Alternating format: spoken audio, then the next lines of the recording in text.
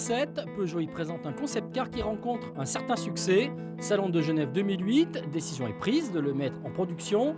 Mars 2010, il est devenu réalité. Voici la RCZ.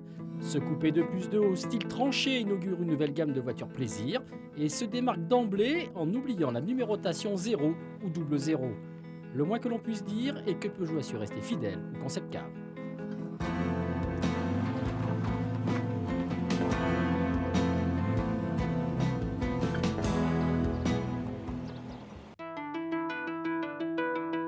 Signature stylistique de la RCZ, le double bossage du pavillon et de la lunette arrière, mais aussi une large poupe avec aile arrondie et blocs lumineux épousant leur forme rebondie.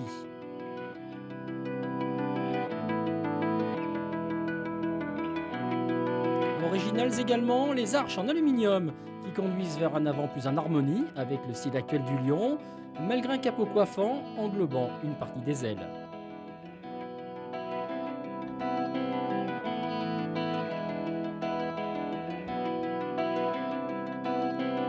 Sous ce capot prend place une version inédite du fameux 1.6 THP de 200 chevaux, on y reviendra.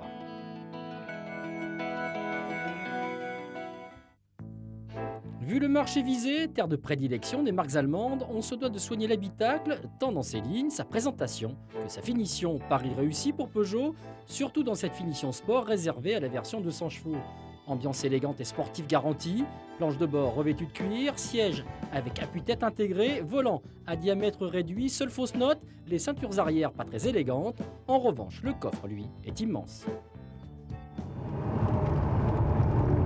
Reste maintenant à prendre le volant de la RCZ, position de conduite facile à trouver avec des sièges à l'assise abaissée.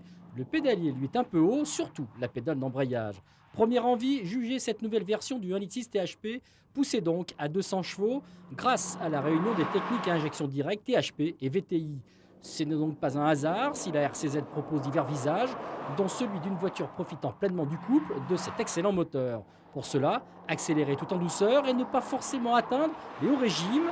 L'air de rien, la RCZ file rapidement à bonne allure, le tout dans un excellent confort acoustique, les passagers jouissant en prime d'une sonorité sportive délivrée artificiellement dans l'habitacle.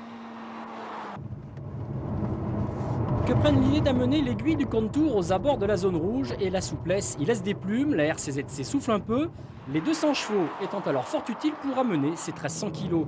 Dans ces conditions, peste contre la commande de boîte, malgré sur la version sport la présence d'un levier plus court, son débattement est trop important, elle est rugueuse et manque de précision. La RCZ fait preuve d'excellence au niveau des trains roulants, les 200 chevaux passent au sol, les mouvements de train sont maîtrisés, le confort toujours présent. Alors qu'on se sent au volant d'un petit coupé sportif, son rapport voies-empattement ne permet guère au train arrière d'enrouler et elle reste soudée au sol, sous virant en cas de survitesse. Élégante, tracée, dotée d'une personnalité affirmée, la Peugeot RCZ réussit parfaitement son entrée en scène. À elle de faire sa place et de séduire à environ 30 000 € la version sport, elle ne manque pas d'atouts.